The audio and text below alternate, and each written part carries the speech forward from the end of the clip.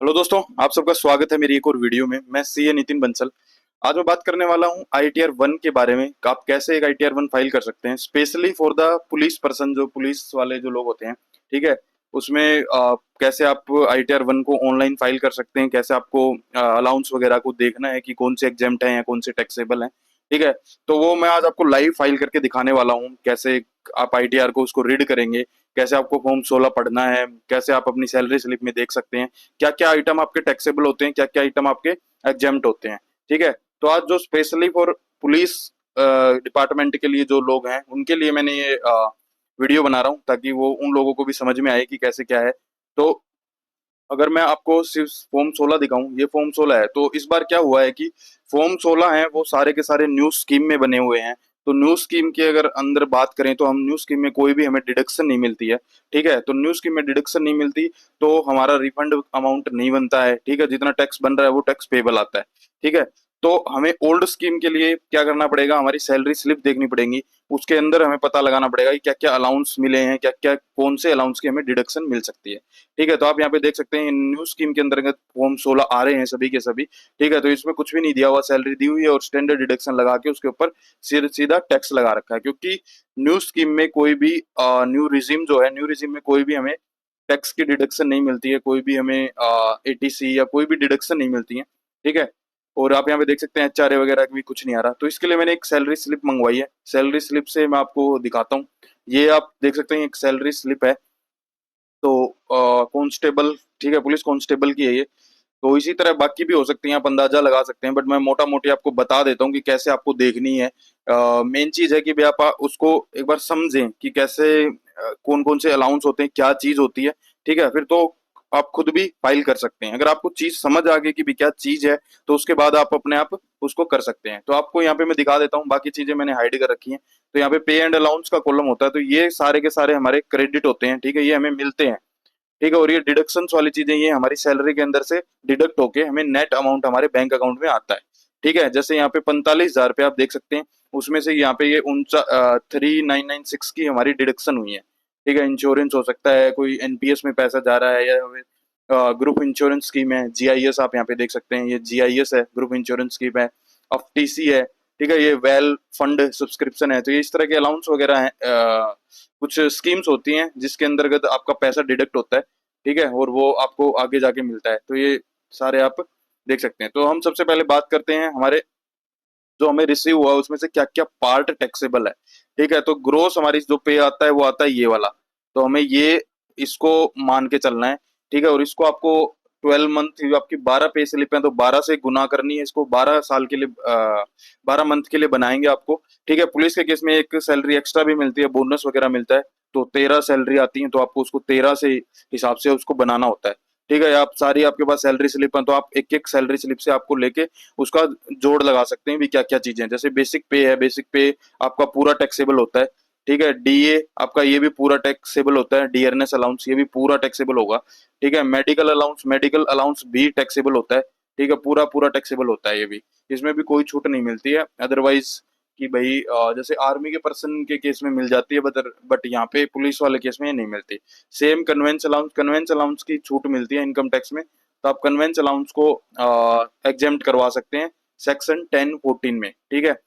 और बाकी राशन है, राशन पुलिस के केस में राशन नहीं मिलता, राशन का आपको टैक्स देना पड़ता है, राशन पूरा टैक्सेबल होता है। फिर ये मिसलेनियस अलाउंस है, ये भी टैक्सेबल होता है। तो ये जिस जिस पे भी सही के निशान लगा रहा हूँ, ये सारे के सारे आपके टैक्सेबल हैं।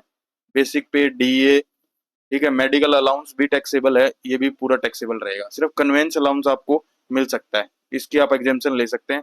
फिर यहाँ पे आगे अगर नेक्स्ट पे देखें तो ये हार्डशिप फ्लाइंग, ये कुछ करके अलाउंस है।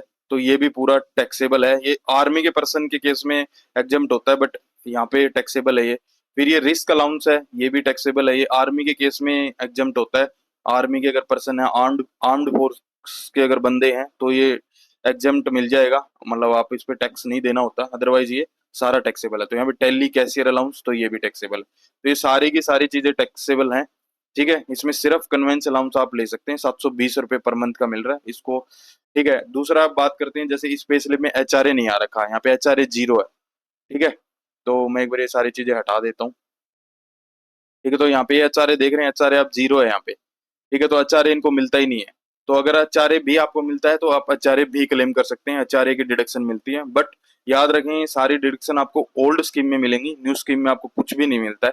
ठीक है, तो ओल्ड स्कीम में आपको ये चेक करना है। ठीक है, तो अभी मैं आपको पोर्टल पे ले जाता हूँ, मैंने यहाँ पे लॉगिन कर रखा है। ठीक है, तो यहाँ पे आप सबसे पहले आपको जाना है इनकम टैक्स, यहाँ पे ये डैशबोर्ड पे ही आता है वैसे तो रिटर्न सेलेक्ट करने का ऑप्शन, अदरवाइज आप यहाँ ई फाइल से भी जा सकते हैं, फाइल इनकम टैक्स रिटर्न। ठीक है, यही ऑप्शन खुल के आएगा, यहाँ से आपको सेलेक्ट करना है ईयर, फिर मोड सेलेक्ट करना है ऑनलाइन मोड। ठीक है, इसको कंटिन्यू करेंगे, जैसे यहाँ पे फ्रेश पे क्लिक करेंगे। ठीक है, ये इंडिविजुअल अपने आप सेलेक्ट आएगा, तो इंडिविजुअल पे ही रहेगा ये। उसके बाद आपको कंटिन्यू करना है।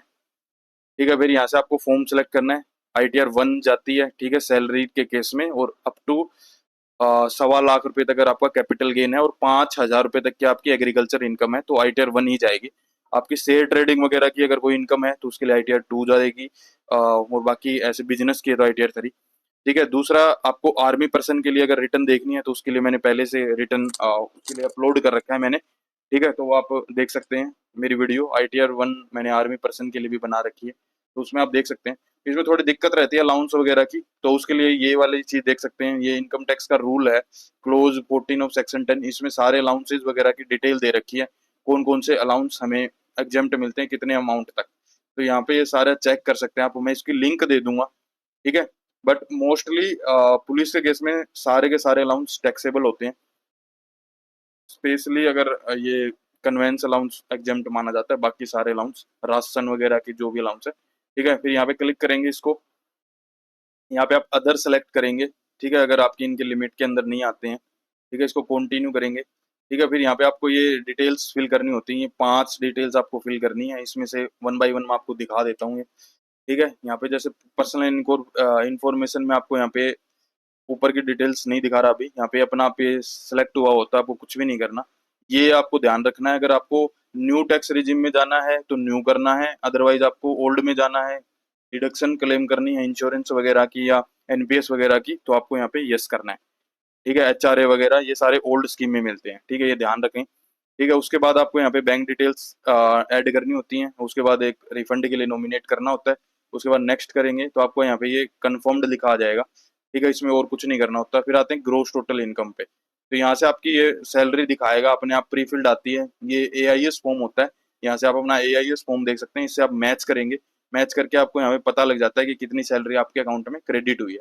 ठीक है, ग्रोस सैलरी तो हो सकता है पे सैलरी स्लिप में अलग अलग सैलरी आ रही हो या सिमिलर सैलरी आ रही हो, तो वो आपको कैलकुलेट कर लेनी है। मैं सिर्फ आपको यहाँ पे सिर्फ एग्जाम्पल के लिए दिखा रहा हूँ, आप बिल्कुल कॉपी पेस्ट मत करें, बट हाँ आप थोड़ा समझें उस चीज को कि कहाँ क्या क्या चीजें आनी चाहिए, आप अपने आप से कैलकुलेट करें, कैलकुलेटर लेके बैठें और अपना एक एक चीज आइटम जोड़ें, क्या क्या कहाँ कहाँ आएगा। ठीक है, और फिर अपने फॉर्म को देखें, अपना फॉर्म 26 AS देखें, AIS देखें, उनमें कितनी सैलरी आ रही है, तो वो चेक करके फिर ही आप यहाँ पे आए। ठीक है, यहाँ पे ये अलाउंसेज वगैरह की डिटेल होती है सारी की सारी, अभी कुछ भी नहीं है क्योंकि न्यू स्कीम में प्री फिल्ड आती है। ठीक है, तो हमें इसको चेंज करके ओल्ड स्कीम में करना होता है, तो यहाँ पे एडिट पे क्लिक करेंगे। एडिट पे क्लिक करने के बाद आपको यहाँ पे नीचे ऑप्शन मिलेंगे एग्जेम्प्ट अलाउंसेस के, जो भी आपके एग्जेम्प्ट अलाउंस होते हैं। ठीक है, allowance to the extent under section 10। ठीक है, तो 10 में जो भी अलाउंस होते हैं उसके लिए यह मैंने ओपन कर ही रखा है।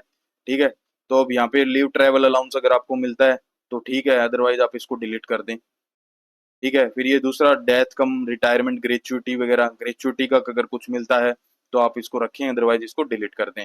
फिर ये है जैसे पेंशन मिली आपको, पेंशन अगर आपकी उसमें आ रही है तो वो भी एग्जेम्प्ट होती है, तो वो भी यहाँ आ जाती है, अदरवाइज इसको आप ऐसे रिमूव कर सकते हैं। ठीक है, ये HRA का है, अगर आपको HRA मिला है तो HRA के लिए आपको इसको यहाँ पे HRA के लिए आपको क्या करना होता है, ये नीचे शेड्यूल दे रखा है इसका HRA का, तो HRA को यहाँ पे शेड्यूल में फिल करना पड़ेगा आपको, कितना HRA रिसीव हुआ है, मेट्रो या नॉन मेट्रो सिटी है, कितना रेंट आप पे कर रहे हैं, कितनी सैलरी है, ये डिटेल फिल करनी पड़ती है आपको, तभी आपको HRA मिलता है। ठीक है, अदरवाइज अगर आपके उसमें HRA नहीं है तो इसको आप डिलीट करके साइड करें। अब यहाँ से आपको ऐड करने हैं कि भी आपको कौन से अलाउंस मिलेंगे। ठीक है, तो जो अलाउंस आपके जो सैलरी स्लिप में होते हैं वो 10, 14, 1 में आते हैं, जैसे ये वाला है प्रिस्क्राइब्ड अलाउंस और benefit not in the nature of perquisite. ठीक है, specially granted to meet expense wholly necessary and exclusively and to the extent actually incurred in the performance of duties of officer और employment. तो ये आपको पता करने पड़ेंगे कि कौन से आपके अलाउंस इस नेचर के हैं जो एक्सक्लूसिवली आपको ड्यूटी करने के लिए मिलते हैं। ठीक है, तो ये मतलब आपको मतलब ऐसे आप आइडिया या तो आप कहीं से पता कर सकते हैं या नेट वगैरह पे चेक कर सकते हैं कि कौन से अलाउंस आपको क्या नाम है टैक्सेबल होते हैं, कौन से नॉन टैक्सेबल होते हैं। बट मैं मोटा मोटी आपको बता दिए, बट आप अच्छे से उसको पहले चेक करें कि कौन कौन से अलाउंस टैक्सेबल होते हैं, कौन से एग्जेम्प्ट होते हैं।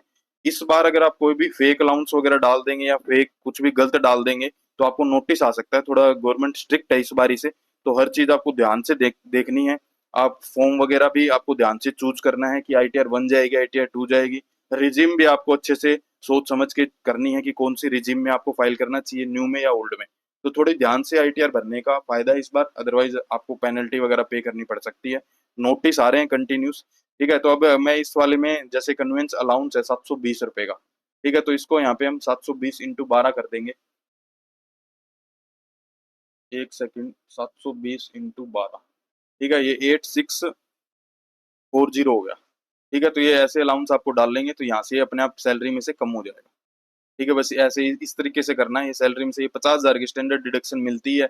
उसके बाद आपको अगर कोई एंटरटेनमेंट अलाउंस मिला है तो वो यहाँ आ जाएगा। कोई प्रोफेशनल टैक्स ये महाराष्ट्र वगैरह में कटता है तो वो यहाँ आएगा। अदरवाइज आपको कुछ भी नहीं करना। और सैलरी की अगर आपको कोई रिलीफ, मान लो कोई आपकी पुरानी सैलरी आ रही है, ठीक है, पुरानी कोई एरियर है, पिछले साल की सैलरी इस बार क्रेडिट हुई है, तो वो भी आप यहाँ पे क्लेम कर सकते हैं। उसके लिए आपको फॉर्म भरना पड़ता है, फॉर्म भर के ही आप यहाँ पे क्लेम कर सकते हैं। यहाँ पे अपने आप नेट आ जाता है यहाँ पे। ठीक है, इसको नेट करके करेंगे, फिर यहाँ पे अदर सोर्स की इनकम आएंगी। और एक ये और बता देता हूँ आपको, अगर आपने कोई हाउस प्रॉपर्टी का लोन ले रखा है तो वो यहाँ पे डालना होता है 24B में। और ऐड अदर करके यहाँ पे आपको डिटेल देनी पड़ती है, लोन कहाँ से लिया है अपने बैंक से, ये सारी डिटेल आपको फिल करनी पड़ती है। ठीक है, तो मैं मोटा मोटी बता रहा हूँ आपको ताकि एक बार आइडिया लग जाए। यहाँ पे अदर सोर्स की इनकम जो आपकी सेविंग बैंक से या FD से आपका कोई इनकम टैक्स रिफंड पे इंटरेस्ट आया है तो ये अपने आप प्रीफिल आते हैं, इसमें आप और भी ऐड कर सकते हैं। और भी आपकी कोई अदर सोर्स की इनकम है तो।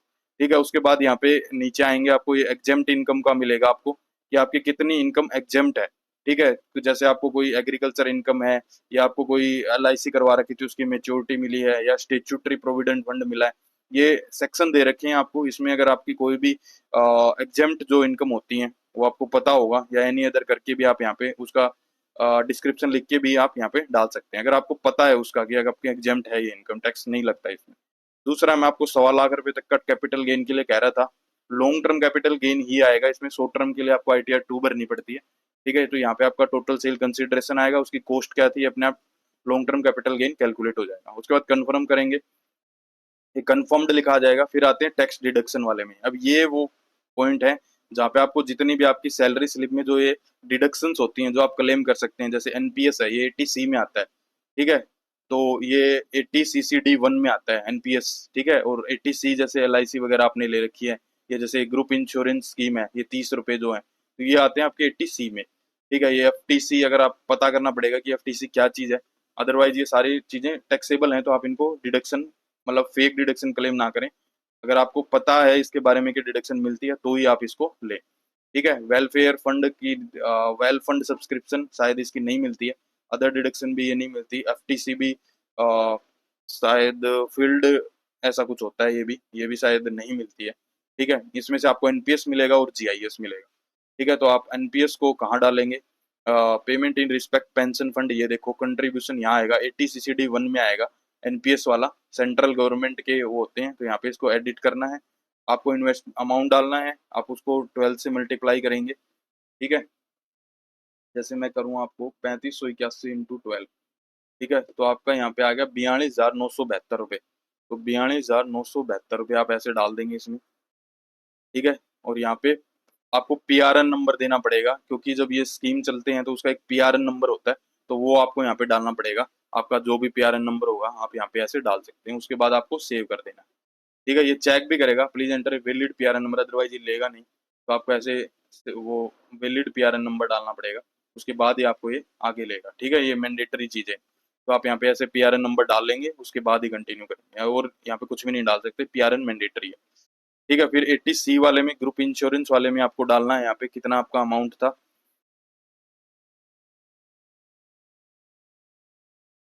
ठीक है, यहाँ पे कैसे डालना है आपको, अमाउंट एलिजिबल फॉर डिडक्शन डालोगे यहाँ पे। जैसे ये 30 का है तो 360 रुपये जैसे होगा। ठीक है, फिर उसका पॉलिसी नंबर डालना जरूरी होता है।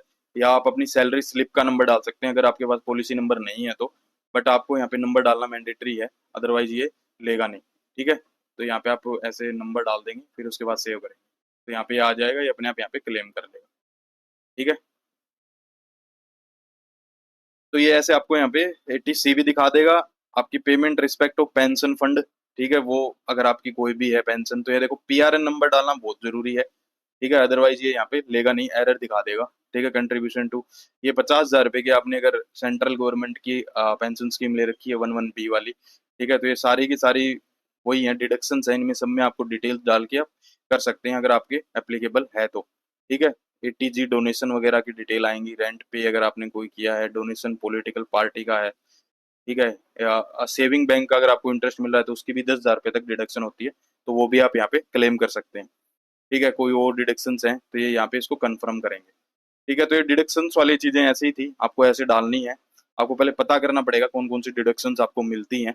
ठीक है, मैंने मोटा मोटी बता दी, बाकी आप नेट पे चेक कर सकते हैं मिलती है या नहीं मिलती, क्योंकि ऑफिसर्स को ज़्यादा पता होता है। आप अपने अकाउंट डिपार्टमेंट में पता कर सकते हैं कि कौन सी मिलती है कौन सी नहीं मिलती। ठीक है, फिर यहाँ पे आती है आपका जो TDS डिडक्ट हुआ होता है, जो आपकी सैलरी उसके ऊपर जो भी TDS डिडक्ट हुआ होता है, जैसे ये TDS आपका टैक्स पहले से गवर्नमेंट ने काट रखा है। ठीक है, इसी को रिफंड के लिए हम इनकम टैक्स रिफंड आपका एक्चुअल जो टैक्स बनता है उसको दे के बाकी का रिफंड लेते हैं। ठीक है, तो ये यहाँ पे आपको कुछ भी नहीं कहा, इसको कंफर्म करना है। कंफर्म करने के बाद आपको यहाँ पे टैक्स लाइबिलिटी आ जाएगी, जैसे ये है, उसके अंदर डिडक्शन इतनी आई। ठीक है, उसके बाद आपका यहाँ पे टैक्स बन रहा है जैसे 1,60,000 रुपये का। ठीक है, और यहाँ पे आपका टैक्स पेबल आ गया। ठीक है, क्योंकि इनकम ज्यादा है तो उसका टैक्स पेबल आ गया। तो जरूरी नहीं है कि हर केस में आपको रिफंड ही मिले और हर केस में आपको टैक्स पे ही करना पड़े, ये डिपेंड करता है। तो आपको ऐसे अच्छे तरीके से चेक करना पड़ेगा। ये इसमें आपको कोई करना नहीं होता, बस ये एक देखने के लिए होती है। आप यहाँ पे बस 89 की रिलीफ डाल सकते हैं अगर आपको फॉर्म 10E आपने डाल रखा है, बाकी आप कुछ भी नहीं कर सकते आप एडिट। ये अपने आप कैलकुलेट करता है और ये आपकी लाइबिलिटी वगैरह बता देता है, और रिफंड होगा तो आपको वो रिफंड भी बता देगा। फिर आपको यहाँ पे प्रोसीड टू वेरिफिकेशन में जाना होता है, यहाँ से आपको वेरीफाई करनी होती है। फिर आपको यहाँ पे टैक्स पे करना पड़ेगा, जैसे यहाँ पे देखो मेरा 77,000 पहले से टैक्स था और ये पेबल आ गया, तो इतना मेरे को पे करके और इनकम टैक्स रिटर्न वेरीफाई करनी होती है और ये सबमिट हो जाती है। तो इतना सा काम होता है। ये वाली मैं लिंक आपको दे दूंगा, आप इसमें यहाँ पे चेक कर सकते हैं। अलाउंस हैं और वो एरिया वाइज अलाउंस होते हैं, ये मोस्टली वैसे आर्मी पर्सन को मिलते हैं, बट अगर आपके केस में भी अप्लीकेबल है तो आप यहाँ से चेक कर सकते हैं और ये क्लेम कर सकते हैं। ठीक है, क्योंकि मेन किस्सा यही है कि अगर आप कुछ भी क्लेम करेंगे तो कल को कोई नोटिस आता है तो उसका जवाब आपके लिए, आपको पास उसका प्रूफ होना चाहिए कि भाई मैंने इस बेसिस पे लिया था, तो उसकी अंडरस्टैंडिंग होनी चाहिए। तो रूल में या रूल कहीं भी एक्ट में कहीं भी लिखा हुआ है तो आप आगे जाके उनको बता सकते हैं कि मैंने यहाँ पे देखा था, ये था वो था, उस वजह से हमने इसको क्लेम किया। अदरवाइज आप उसको पूरा टैक्सेबल कराएं आप। ठीक है, और आप किसी प्रोफेशनल से इसकी चीज़ें पता कर सकते हैं, और उनको ज़्यादा पता होता है कौन सी रिटर्न फाइल होती हैं और क्या टैक्सेबल होता है क्या नहीं होता है। क्योंकि आपको ये चीज़ें अगर आपको खुद को पता है तो ये बेस्ट है, कौन कौन सी टैक्सेबल है, DP GP है। ठीक है, सब में अलग अलग हो सकता है, तो आप एक कोशिश करें कि आप इसको कॉपी पेस्ट ना करें। ठीक है, कि भी मैंने जैसे दिखा दिया वैसे ही कर रहे हैं। मैं जस्ट आपको समझाने के लिए बनाया है वीडियो, ताकि आपको चीज़ें समझ आए कि कैसे है, थोड़ा आपको मोटिवेशन मिले, आप थोड़ा शुरू कर सकें। आप खुद से फाइल करना चाहते हैं तो क्या पता आप खुद से फाइल कर पाएं, तो इसलिए मैं वीडियो बना रहा हूँ, आपको बता रहा हूँ। वीडियो पसंद आई हो तो सब्सक्राइब करें, लाइक करें, शेयर करें, किसी दूसरे को बताएं। आपको कोई भी डाउट है आप चैनल सब्सक्राइब करके कमेंट करेंगे, हमारे पास आपका कमेंट आएगा। अदरवाइज आपका कमेंट हमारे पास नहीं आता, स्पैम में चला जाता है। तो कोशिश करें आप चैनल सब्सक्राइब करें, फिर कमेंट करें और पूछें कुछ भी। ईमेल आईडी भी है, आपको कोई भी डाउट है तो ईमेल कर सकते हैं, हमसे बात कर सकते हैं। ठीक है, तो वीडियो के एंड तक बने रहने के लिए आपका धन्यवाद।